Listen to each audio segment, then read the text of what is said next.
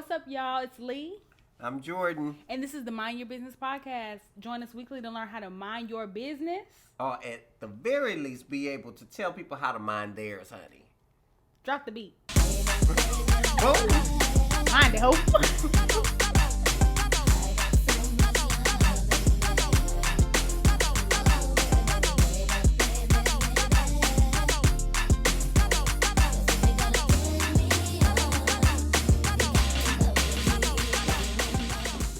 Pull out my pocketbook. Put my glasses on. Yeah, because it's about to get Yeah, real. so I can see. This is a real episode for the real G's out there. My glasses. Oh, mine real crooked. I done slept so many different ways on these You sleep? glasses. Oh. No, I don't. Actually, I don't. But some kind of way, they end up in the bed, and I done slept on them. They're not crooked. They're just kind of... And I had a wipe in my purse, but I'm sure it's under my car seat now. Yeah. Since, Since you be making the movies. Since I got betrayed by the U-turn. Okay, really. She's struggling. I am. It be your own eyeballs, I swear. And I'm doing all this struggling. It ain't really helping. I want to not put it on my skin because otherwise it's going to defeat the purpose. Okay, that did nothing. Oh yeah, it helped a little bit. Boom. I don't never Hey, put my hey. glasses, so I be walking around with dirty glasses all day. Well,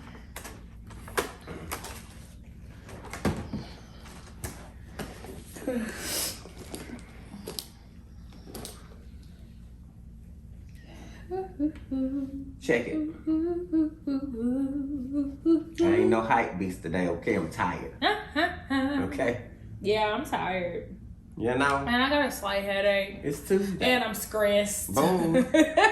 Life is happening. It is, and there's a big ass lizard on your window. Yeah, on the outside. On the outside, let me emphasize that part because it was on the inside. I'm like, well, friend, tell the podcast I love it because I got to go. You ain't even got to worry about it because I be hollering. Shannon, Bella, They're not coming to the rescue. Pat, Ma.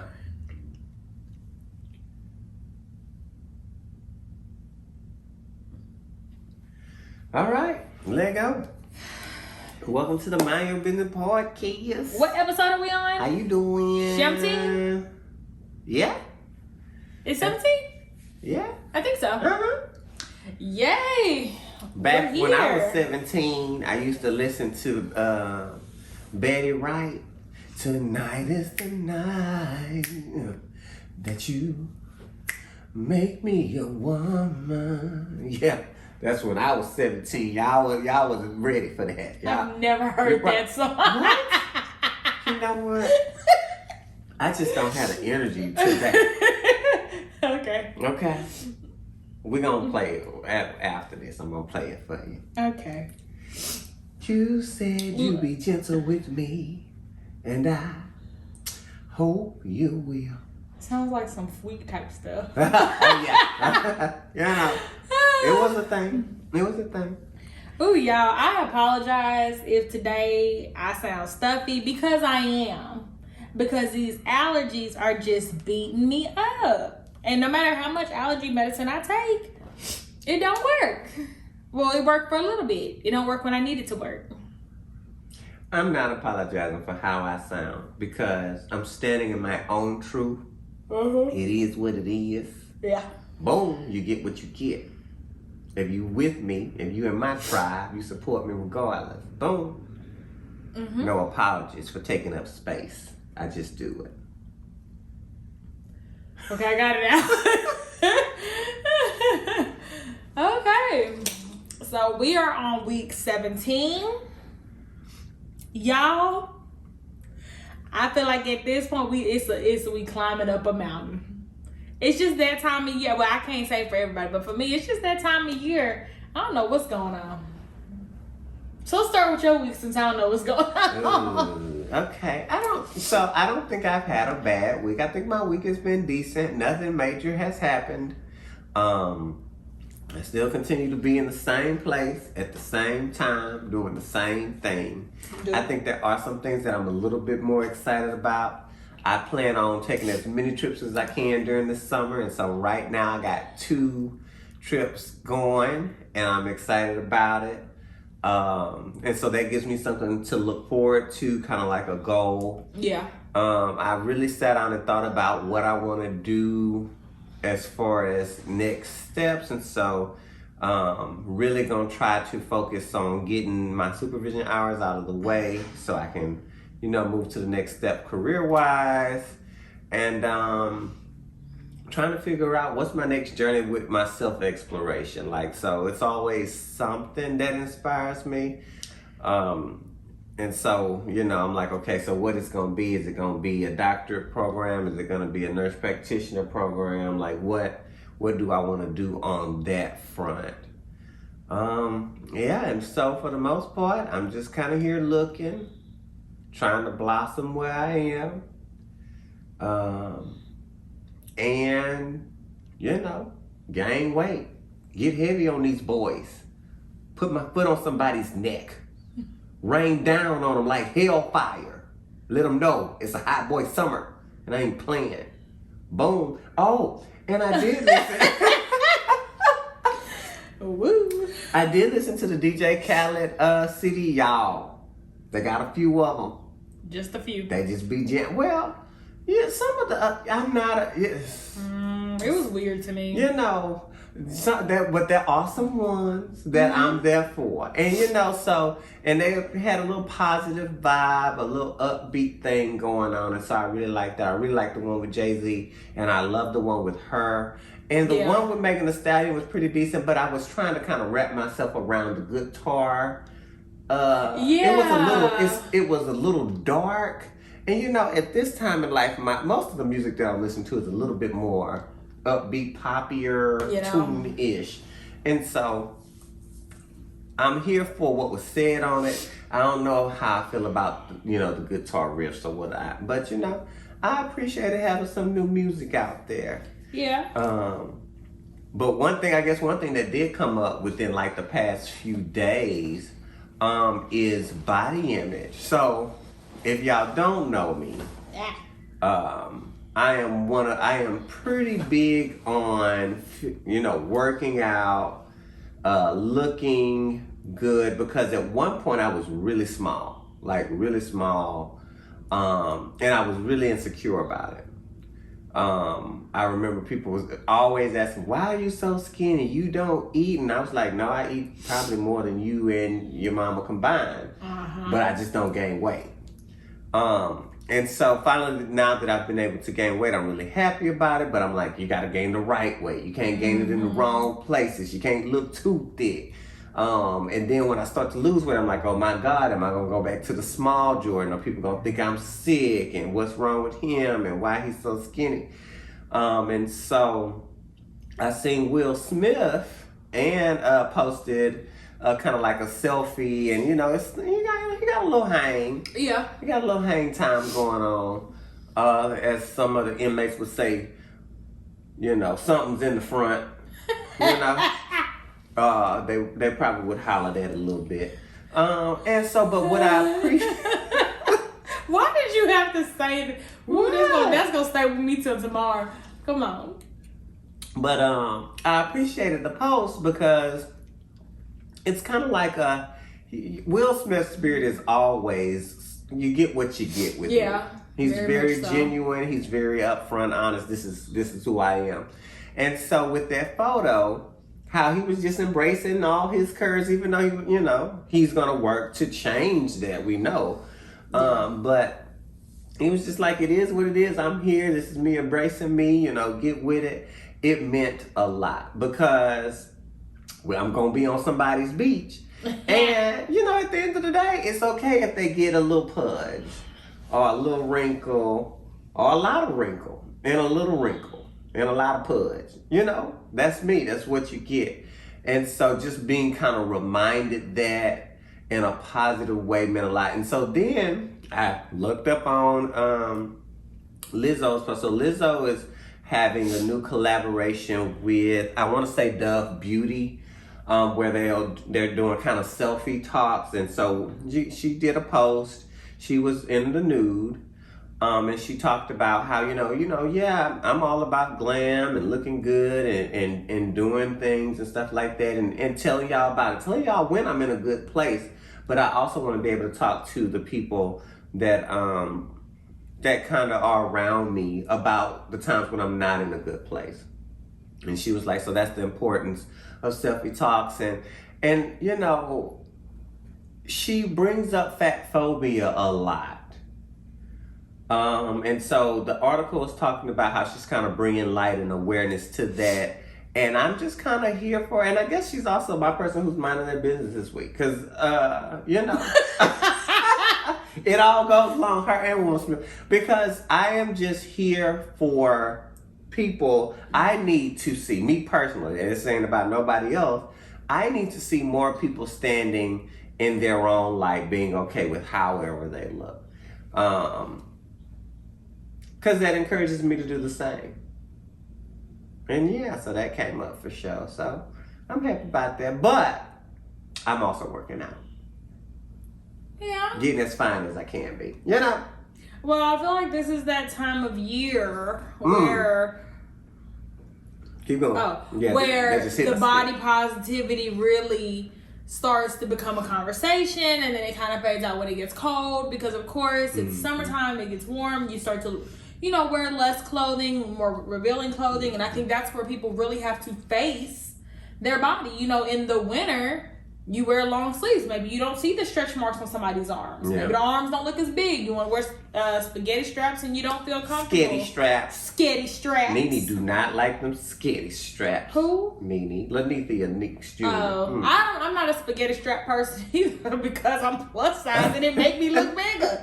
I'm more of a strapless. I don't want anything to break up my chest area, put any odd lines. That's me. I prefer have the back out, the chest out. I'm also a plus size person who does not like to wear a lot of clothes. I'm not going to be frumpy for nobody. Now, I'm all about looking good, and I don't want to look a mess, but, hot girl summer.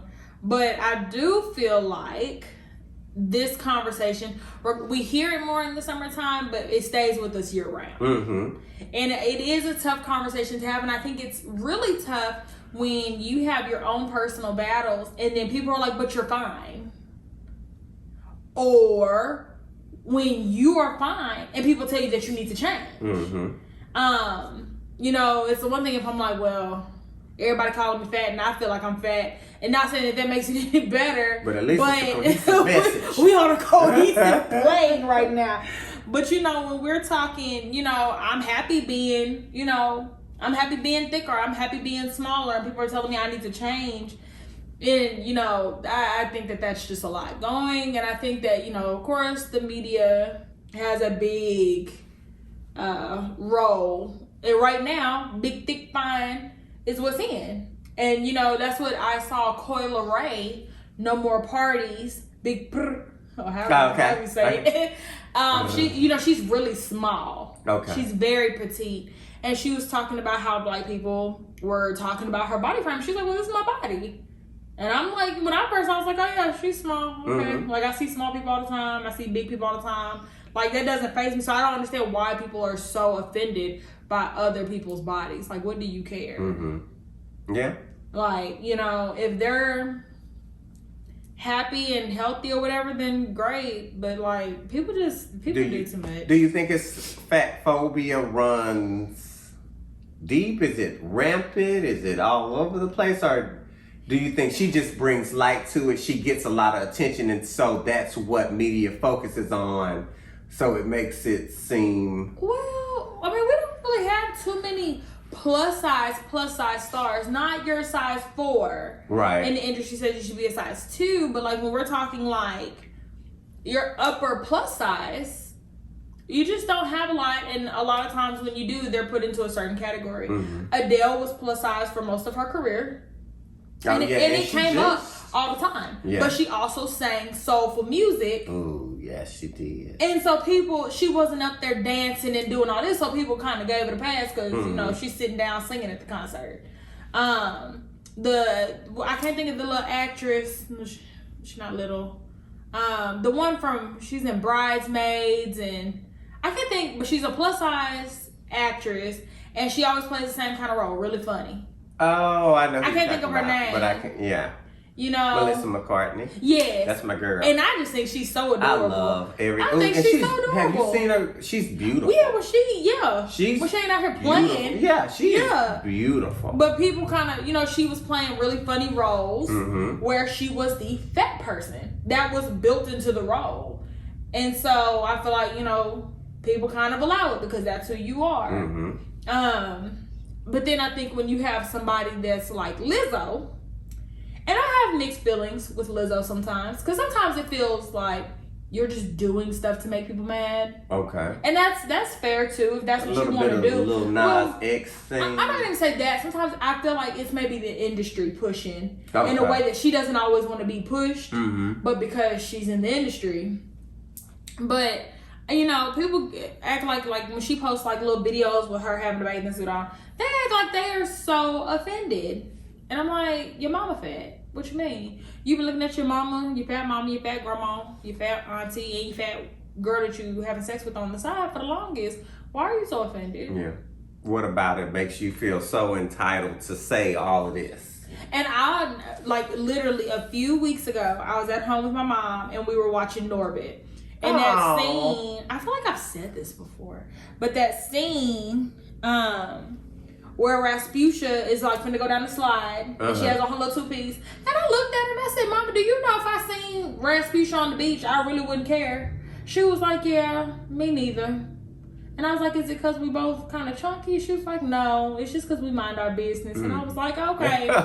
Mind your business podcast. The podcast. But I was like, you know, that's just kind of how I feel. Yeah. And so I think that fat phobia kind of has a place depending on the person. Because Lizzo gets a lot of pushback.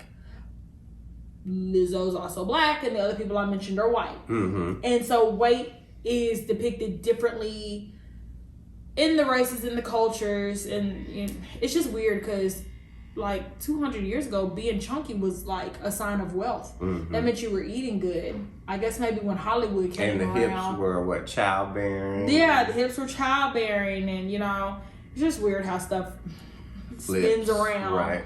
But I don't know. I guess because I just don't give too much into it. I know what I want to look like, and I know what I want for my body, and that's just kind of where I keep it. Yeah. Yeah. And I'd be like, next. Yeah. And a lot of times for me, it's like the challenge. It gives me a goal. It gives me something else to focus on other than all the other stuff that seems to be raining down around me. Because it be raining. Yeah. So, yeah, that was good. Yeah. But other than that, that's all that really came up in my week. Cinco de Mayo tomorrow. It is. I'm trying to figure out if we're going to Glorious again. No, we're not going to Glorious. My God. We'd have been to Glorious 15 times in 5 weeks. We're going to have to go somewhere else and have us a little drink, but we're not going to Glorious. Okay, cool with me. Your turn. How was it? Pull out the Corgi notebook, y'all.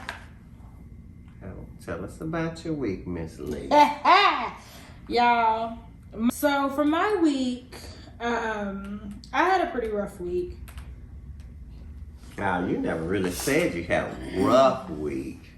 I think once I reflect on because you know, sometimes when you're in the moment, things maybe don't feel as tough because you have like work and other duties and it just kind of gets absorbed into there. But I think once you've gone through it and it's been a couple of days and you reflect, you're like, yeah, I was kind of having a rough time. Opens the Corgi notebook. The Carmine. As I sit here on this chair and I think, really the only way I can sum this up is I'm just in a spirit of change. Like, I just have a lot of change going. And you know, at one point it was just kind of one place in my life, and I could isolate it. Now I'm not really able to isolate it because I have change coming in all these different directions, and in some ways they're intertwined, in some ways they're not. And I think in that spirit of change, I've gotten to a point of acceptance. Okay. And acceptance sounds easy, but it's really not. Acceptance just means like I'm not pushing back on what's being said, but I definitely still feel it. It doesn't stop it from hurting. It doesn't stop me from feeling it. And so I think, you know, I don't know. I've just been having a hard time because a lot of things, there's been some things lingering that I just haven't put action to. And so now life is forcing me to put action. I didn't necessarily want to. Life is kind of forcing it. And I'm like, ooh, it don't feel very good, especially when you have a lot of things going on. So I've been trying to just pour into myself. Yeah. And then I was feeling guilty about pouring into myself. And so I've been kind of all over the place. And by all over the place, that means laying in the bed, just looking at the wall like, baby. And, you know, I'm a Cancer. I'm a social person. A lot of my joy and balance revolves around my relationships with other people. And so when a relationship is off, everything feels off for me. You know, like other things could be off and I'd be like, okay, like I don't care. But like when a relationship with somebody that I really care about, or like, you know, close friend, family, whomever, when something's off there, there's friction, I just don't settle well, you know? So I've just been kind of like working through that and working through forgiving myself for some things. And it's just a journey. It's a journey. And I was just looking like I was looking through the journey. Yeah. In the cocoon. Because I told somebody it's a metamorphosis for me. Like it's a complete change. And I'm not even sure what it will all look like after everything is said and done. That's how many changes are happening, and that's how big the changes are. Like, if it was small changes, like hours at work, or like, you know, that's different. These are big changes that are happening. These are life-changing things. And so, what will we look like, be like, feel like after all is said and done? I'm not even sure. Yeah. I'm not even sure.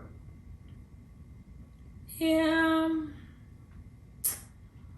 You're making it. You alive. I mean, I'm always gonna make it. That's the thing. I'm always gonna make it. I'm always gonna be okay. But it's just, you know, I think when you anticipate things to go a certain way and they don't, and it's a big flip, and I feel like I give a lot. I give a lot. And so I'm just kind of exhausted too. Yeah. So it's like I don't even have the strength to be like, well, let me get up and go do this to take my mind off it because I'm tired. Yeah. I'm mentally and physically tired. And you know, you just try to keep your head up and try to skirt through it. But it doesn't stop you from feeling your emotions. Very so yeah, that was kind of my week. Other than that, is there an other than that? Baby, Carmine doing all right. Oh, look, that's the other than that. Carmine all right. I find it funny that black people think their dogs are black. Yeah, because he is. What makes you feel that way? Because he's African American and he's black. I mean, I feel like my dogs are black too, but I don't know why I feel that way, other than I just do. My dad has a gift. Okay. Of guessing animal ethnicities. Okay. Why is this his gift? I don't know. But like a year ago on Facebook, all my Facebook friends was on there posting pictures of their animals and having my daddy guess because my daddy wanted to have a conversation about Carmine being black. Okay. And he was like, he's clearly black. And I was like, okay. And he was like, you could see it. Like, look at him. So we all look at Carmine. Carmine over there looking like a Cabbage Patch. Looking like he looked. And I didn't even have wanted me to argue with him. I'm not gonna argue about this with you, but yeah, my dog is black. I'm black. So my dog, but you know it's crazy because Carmine's other parent is white. Oh, And I so- hadn't thought about that. Because I remember somebody was like, because I said something about black ass or something, and somebody was like, well, is he biracial? And I was like, no, I think he's just black. She don't really matter. She just brought him over there to me. Okay. Sure, in the scheme of race, my dog is black. That's good to know. I feel like my children are black. Yeah. Yeah. That's the It's a feeling thing. I get. But I seen the meme and I just laughed. I was just like, that's funny. Because, you know, you posted Carmine with Black Boy Joy and I accepted. I was like, true. Because I got that capture from you. You said it one day, and I was like, I'm going to post it. Yeah. Yeah. And I'm going to say Black Boy Joy on it, and that's exactly what I did. Because it's a real thing. But yeah. Who minding their business this Ooh, week? honey. The NFL. Oh, okay. Because they had the draft, huh? They did have the draft sometime last week. Mm-hmm. I did not watch it because I do not care. Okay. I'm not a big sports person. So I'm like, oh, okay, they had a draft, cool. And so, what caught my eye about it though, oh goodness gracious. Okay, I think I got it together. What caught my eye about it though was that there was talk in the forefront about mental health. Okay. And I think that that's very, very, very important because football is a bunch of men. Especially in that arena. Yeah, it's a bunch of men where I think sometimes when we talk about therapy and mental health, a lot of times it is a very Eurocentric, woman-based thing. True. When, you know, we know that men get therapy, we know that men need therapy, but a lot of times it's women talking about it to other women. And Women counselors. women counselors, predominantly in the field of mental health, women make up most of your mental health professionals. And so I think it was really important for a male-dominated industry that speaks to a male audience, not that they don't speak to females, but, you know, a majority male audience, to talk about mental health, to say that it's okay. Your favorite players that you look up to are talking about mental health. And it's okay. And I remember somebody, when I was reading the article, said, like, the only two emotions men are allowed to feel is anger and happiness, and that's it. And I was like, yeah. Because when you get to feeling anything else, you're criticized, you're looked down upon, you're not as much of a man. And that's your masculinity. and that's just very unhealthy. So I was happy that they were able to put a platform out there and get the conversation rolling, you know, and talking about it. When I kind of like clicked through, I did not see as many male practitioners. But I mean, we got to start somewhere. We'll take it. We got to start That's the somewhere. start. They gonna come asking for us to be there soon, and we gonna be like, sure. And stuttering. I honestly think a lot of men kind of want a career in mental health, but I think even getting the career is looked at as quote unquote feminine. I had a friend a couple of weeks ago ask me, you know, he's like, I just kind of want to pick your brain. I'm really thinking about getting into mental health. And I was surprised. Not that he can't be into mental health, but I was like, oh, really? But I mean, we're growing and we're maturing. I mean, we're 30, 31, 32 now, you know, the people that I like graduated with. And so people change and people gain different interests and go through different life circumstances. But I was like, wow, because, you know, this is a pretty swaggy individual. So I'm like, you know, we need you. Somebody that looks relatable. Personality. Yeah, personality. You look like me, you dress like me, you talk like me. Yeah, this might not be so bad. So I don't know. That was a big thing. Okay, NFL, for me. that's pretty dope. And I think their players need it because Lord knows every other week is something on the news about NFL players. Like, I mean, I don't hear as much about other people. I hear other things about other sports, but like NFL, and I think with it being such a contact sport, and that those impacts, that head I read impact, an article on that. it's a thing. I think there was a movie about it that came out not too long ago. It was a couple of years ago. But yeah, like I mean, I would be interested to see how many people truly have like brain damage. Yeah. You know, so I thought that was really cool. I was really proud, and I'm gonna go apply for a job with the NFL. Okay. Little do y'all know, I'm gonna be like, oh, I got hired by the Saints. Yeah, that's dope. I'm gonna be like, well, I'll be out there to visit, friend. No, I'm gonna be like, I got a another spot, friend. Come on, let's go. Be like, I guess I could commute. I already commute anyway. Anyway, it ain't too they far. flying us out. Sounds good to me. So yeah, that I think the NFL was definitely minding their business, and their business being their audience and who supports them. So, and with the years, the past couple of years that the NFL has had, especially with their peculiar stance in, you know, racism and that kind of thing, I think that they're trying to redeem themselves as well. And so, I'm like, I can't be mad about mental health. Yeah. Keep It's going. a step in the right direction. Okay. What's going on in these streets? You know, I don't know. Is it a quieter week this week? Let me see. Is it a what? Is it a quieter week? Yeah, I think it was kind of a quieter week. Hold on, because I did take some screenshots. I didn't have time to write them in the Corgi notebook. Recent. Yeah, I be screenshotting some weird stuff. Okay, so What? Okay. I didn't have to do all that. Ooh. Nah, I didn't do it right. Okay. Caitlyn Jenner says trans girls who were born biologically as boys should not compete in all female sports in school. And people was mad about it. Specifically, people who are very pro-LGBT, pro-trans, and I consider myself pro-LGBT, pro-trans, pro-whatever, but I agree. I don't think because there is still a biological difference. And when you're talking sports where we're putting people of similar caliber, biological frames, I think that you compete with what you were born as.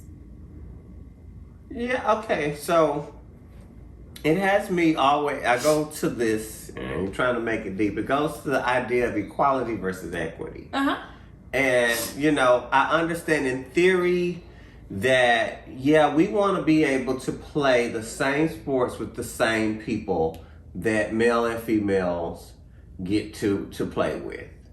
I get that in theory, but I think that's the truth. Is biologically speaking, there's a difference. There's a difference in hormones. There's a difference in strength. Yeah. There's a difference in competing capabilities. Right. And potential.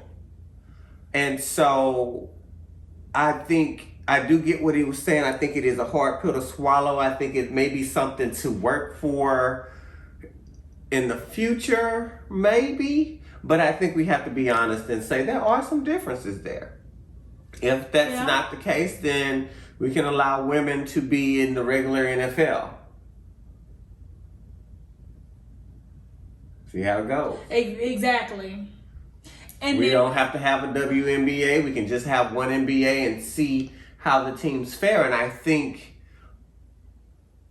I mean, I ain't never seen it, but I'm going to say, you know, for sure that the female teams are just not going to be able to hold as much weight as the male teams because of genetic differences. Yeah. And you know, when I was kind of reading through the comments and stuff, I was thinking, because I have an ex who played football in high school, and she was the only female that I knew that played football. Honestly, that played football for a high school. Okay. You know, and I remember one time we was talking, and she was saying how, I don't know if it was somebody on her team or if it was another team in the middle of a game, but got, because she was female, so it must have been somebody else on another team, found out that she was female. and hit her with all his strength. And she was like, that did it for me. Mm-hmm. You know, like, it, like, damn near knocked me out. Mm-hmm. And this is not no small girl. Mm-hmm. You know, this is not no small girl. She's a very tough girl. Like, I mean, football is life for her. Yeah. But she was like, hell no. And I was like, yeah. So I would imagine that if, say, you know, somebody comes out and they're like, I'm gonna play football. And your girl and this man comes and runs over you. And these are big men. Like, if they're playing in the NFL, yeah, they're big. Yeah. These are some big guys. Because every female, I mean, and to be fair, yes, you have big females, you know, that play against other females in contact sports and can knock somebody out. Yeah, but, you know, all is fair in love and war. But we're not talking distinct biological differences. Mm-hmm. I also remember her saying that one time they were at practice, and I don't know what you call it, but you know how you do the thing where you have the football between underneath your legs, passing it backwards? Mm-hmm. Snapping. Mm-hmm. So she snapped the football, and she said the coach lost it because that required a man or a boy, whatever, to put his hands right there. Anything could go wrong in that moment. You think so? Yes, I do think so, because I've been in the club and people have done it. And we in the club, like, we're not even playing football. Mm. And people, like, you know, copped them a little feel, whatever. And he was like, no, because apparently the thing was she was never supposed to snap the ball. Mm-hmm. Because it eliminates that issue. Okay. Now, granted, because, you know, we always have to be devil's advocate. Because that's her teammates. Somebody else could do that to, a male could do that to another male, and it's still considered, if it's inappropriate, it's still considered sexual harassment. But I guess you don't have to explain as much. Mm-hmm. You know, going that route, you don't have to explain as much. But yeah, I said that he flipped out. And so, you know, then I kind of wonder, you know, like when we're talking wrestling matches and stuff like that, if somebody deems, well, you know, I felt something, it rubbed on me. Whether it be a titty or a penis, I don't know. Just whichever. And boobs is dangerous. They be dangling. You know, I just wonder how that would go. Because I tend to find that no matter what, there's always issues that arise. Mm-hmm. And so I feel like, now I can see if the argument was, I was born biologically male, so I'm gonna play on the male team, but they don't want me to look like a female. I could see that being like, okay, that ain't got nothing to do with you, and it ain't got nothing to do with the sport. It's but I think biological. When we're talking homogeneous mixture, right? But I think when we're talking sports, I do think, you know, you should play with what you were born with, and because there's also a use of steroids if you're transitioning. And what you allow for one, you have to allow for the other. I hadn't thought about that. Yeah, what you allow for one, you have to allow for the other. And so then, you know, people started talking about, well, let's strip Caitlyn, formerly known as Bruce, of her medals because you felt like you were a woman, but you won male medals, but he was a biological male who competed in male sports. Mm-hmm. Regardless of how he felt, he competed in biological male sports as a biological male. So, nah, he gonna keep all his monies in his Wheaties box. Yeah. But I just thought that was interesting because this is coming from a transgender person, and this is something I actually see a lot on, you know, and I'm not transgender, so this is me speaking from the outside. And I don't have a lot of transgender friends. I have one. Like where the fair line draws. Mm-hmm. And, you know, sometimes I just don't feel like some stuff is fair. And it's not me going against your rights. Other people have rights as well. Yeah. Now, I do think a separate league would be great. And that could also be a thing. If you wanted to do an intersex league, co-ed league, whatever. I think part of wanting to be a part of the NFL and part of the NBA is the notoriety, the nationality, the fame, the financial gain that you get with it because it is so popular. And unfortunately, it's a male-dominated sport, and that's how it started. And so there'll always be us running or trying to catch up to catch up to that, but I do think another league would be good. Yeah, I mean, and I am a firm believer in, if you don't have a place at a table, create your own table. I mean, it's not easy. Mm-hmm. It's not always easy as it sounds. But, you know, instead of begging to be a part of someone else's table and they don't want you there, if you feel like you're not allowed to be there, create your own table. Yeah. Create your own audience. I mean, you know, see how that works out. Yeah. I don't know. So, okay. And I mean, to be fair, playing a women's sports ain't as lucrative. So, I mean, if you were born biologically male, it's more lucrative to play. Mm-hmm. Because I remember I have a friend that works for the worked for the WNBA as a trainer. Mm-hmm. And, you know, she was like, oh, I think you'd be cute with this person. I think you'd be cute with this person. I'm like, yeah, let me look up.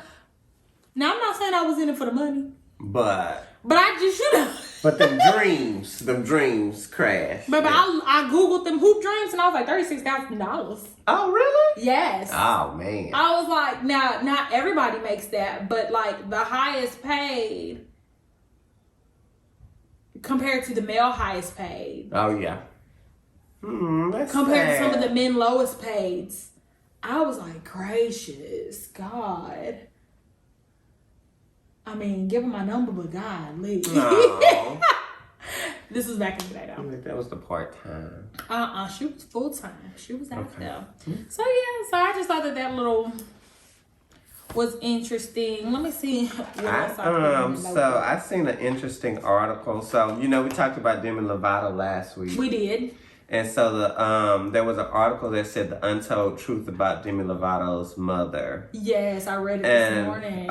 So I think that's interesting. And I'm not going to talk specifically on her mom or what happened there. Right. But I do think that when we're discussing these people, when we're discussing their behavior, their some of the things, the personality traits, or how they are, or how they're raised, it's connected to family. Yeah. Family, and origin family really dictates quite a bit of our developing personality. Mm-hmm. And very early on.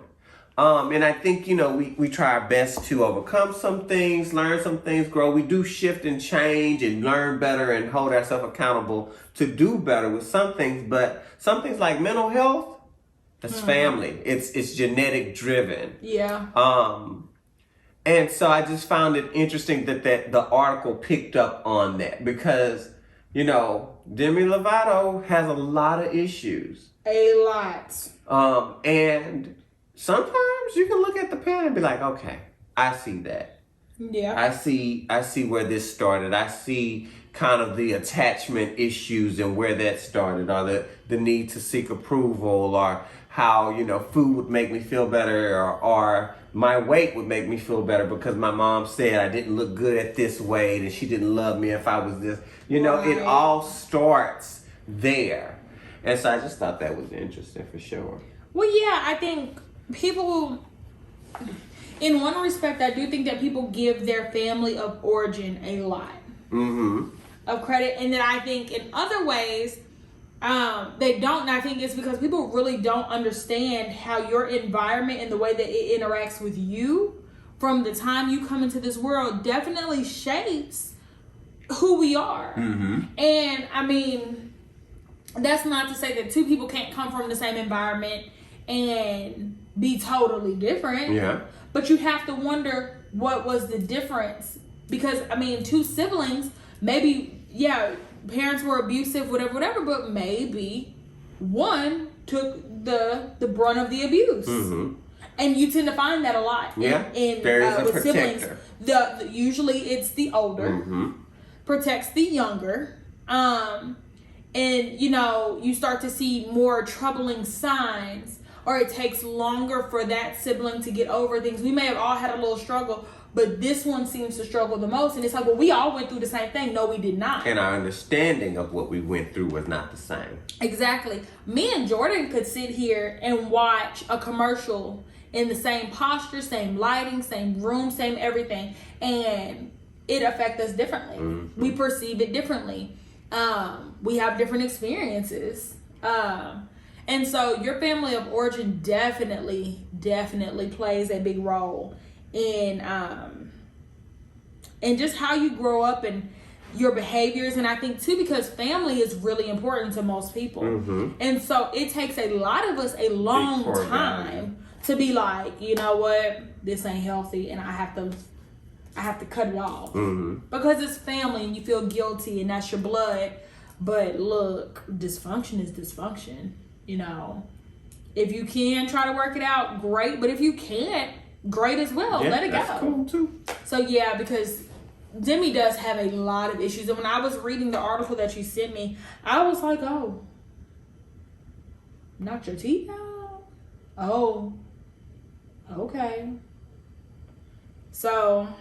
And like, just hearing that, can you imagine someone that birth you, feeds you, clothes you, gives you everything that you need to live, and also is your emotional support, gives you everything emotionally, but then will turn around and knock your teeth out? It's weird. Will strike you so hard. Because, I mean... yeah, that's a hard hit. Like, teeth just ain't coming out unless something's going on there. God bless it. You know, gingivitis and whatnot. Yeah. But teeth ain't just coming out that easy. Yeah. So for somebody to hit you that hard that it knocks multiple teeth out, ooh-wee. I can't even imagine being hit that hard. I can't imagine the pain I would feel if I lost my teeth. Because you know they was in the front. Like, you know they was. Those teeth come out easier. Ooh, I just can't imagine. And I don't want to.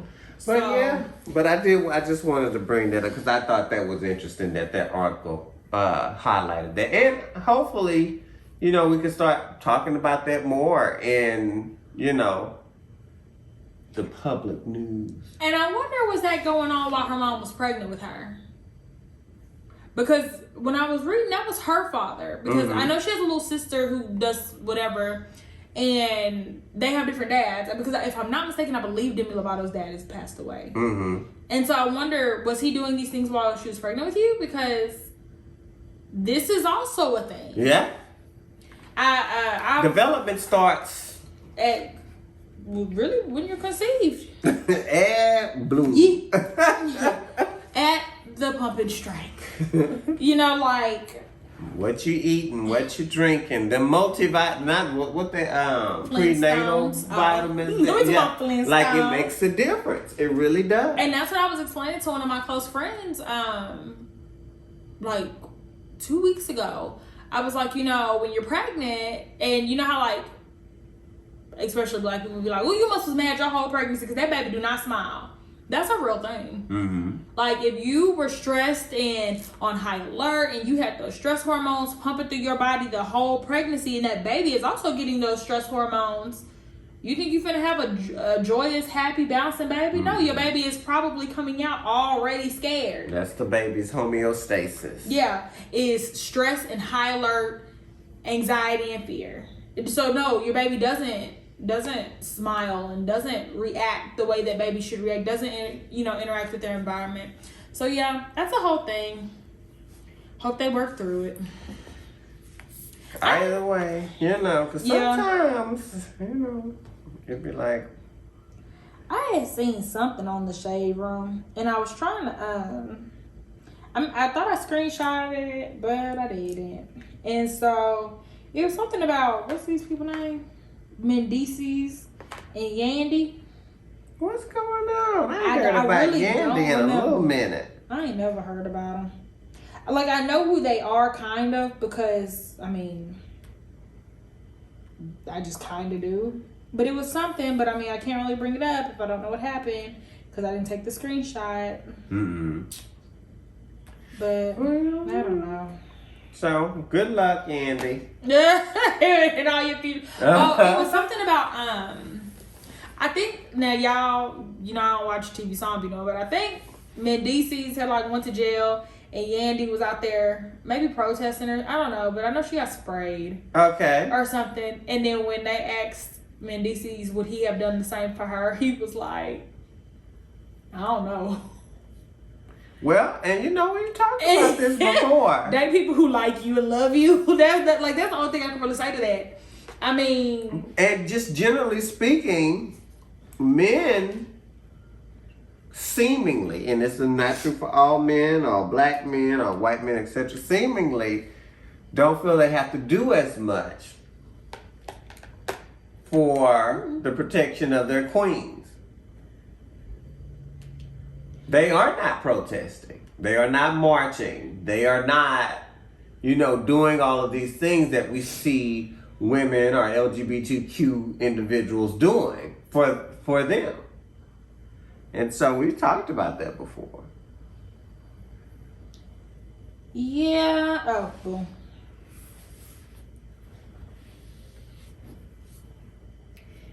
So he said, I never said I wouldn't have held Yandy down. I felt like I didn't want to say what everyone wanted me to say because it sounds good and salacious. What I meant was, you don't know what you'll do until you're in that You don't know what you'll do until you're in that situation and they become your circumstances, and then you have to figure it out. I believe actions speak louder than words. Love conquer all. And if anyone knows me, knows I love my family. I get that. Why you just ain't say that? I mean, cause what you said was totally different from what you said to me. Mm-hmm. Mm-hmm. And I mean, that's not like a big story, but I just was, when I was reading that, because it kind of brought to mind the argument between black women and men of black women go through way more than a black man would. And I'm gonna say this. I know, sorry, itching. Because they always say, like, a man couldn't withstand the hurt that he puts a woman through. Baby, you're not supposed to. Mm-hmm. That's not the norm. It's not the norm to withstand being cheated on 45 million times, mm-hmm. and then slapped, and then all your money gone. Yeah. No, he not going to deal with that. You're not supposed to. And I can't fault a man for not dealing with it. Mm-hmm. Now, do I get what you're saying? Like, they do all of this, but they can't take it? I do get that. But we shouldn't be able to take it either. Because I can't take it. Let me tell you, my chest literally can't. Now you do, but should you? Should you?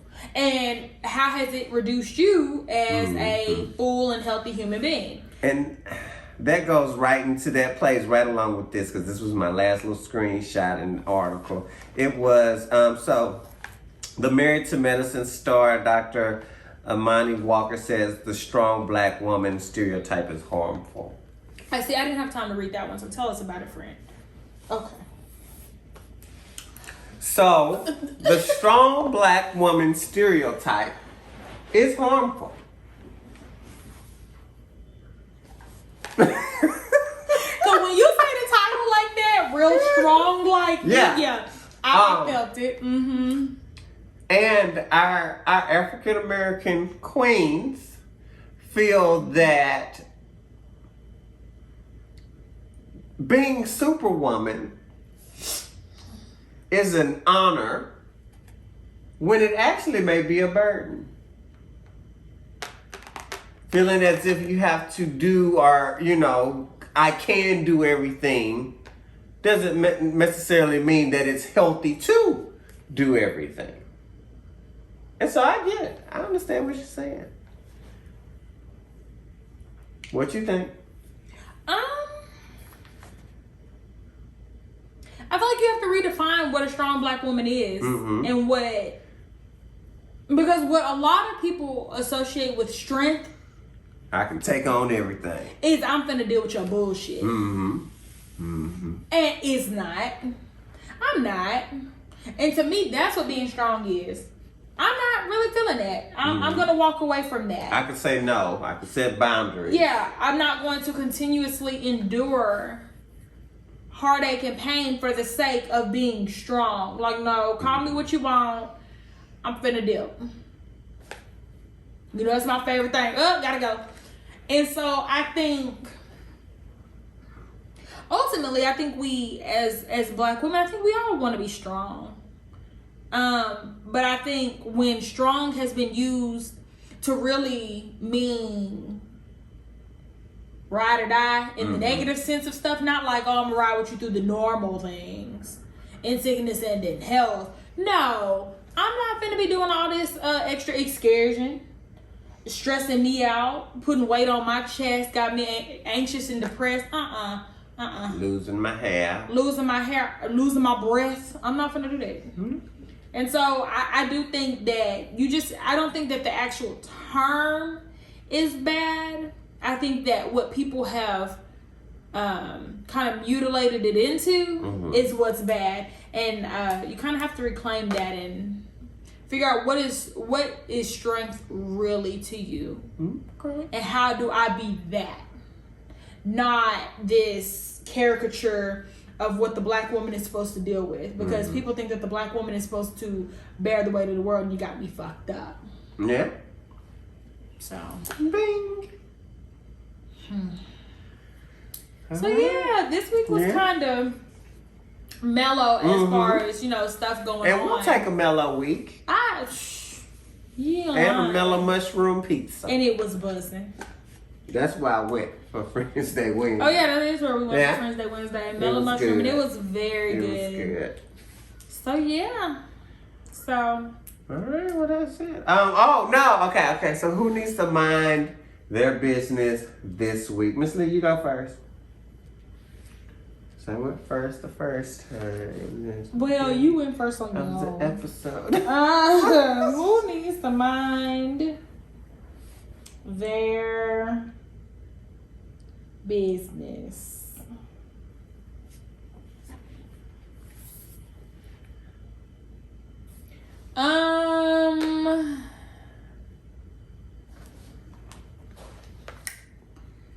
My nail tech. No, okay, I'm just playing. Ooh. I really don't know. Look at me like trying to see did I.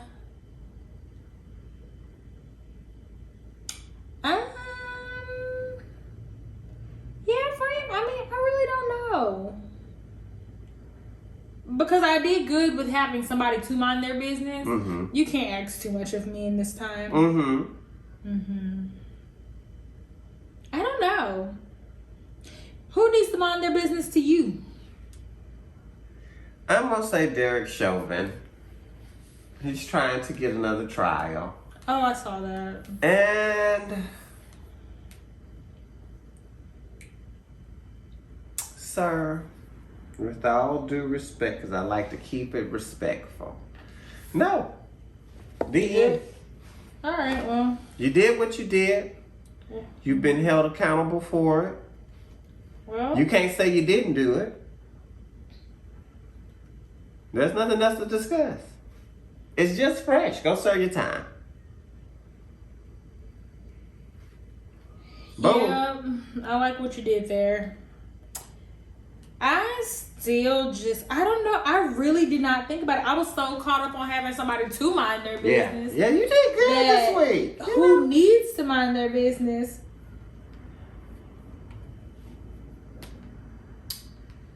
I don't know. Because maybe everybody was minding their business this week. It was. You ain't got to get on nobody because they were all on top of it. Yeah. And that's cool. Yeah. Yeah. Look, I just don't feel like yeah. So yeah, y'all. So this week we pretty had. I don't know what's going on with me. I'm having some weird things going on, vocabulary and grammatically wise. She's tired. Baby. This week was kind of mellow, so yeah. As always, like, comment, share. Email us if you got questions or concerns. Mind Your Business Podcast 1@gmail.com. We love y'all. Yeah, we love you, and we will see you next week. Bye, y'all. Bye. Woo. Honey, a biscuit. my head feels fat, and I'm just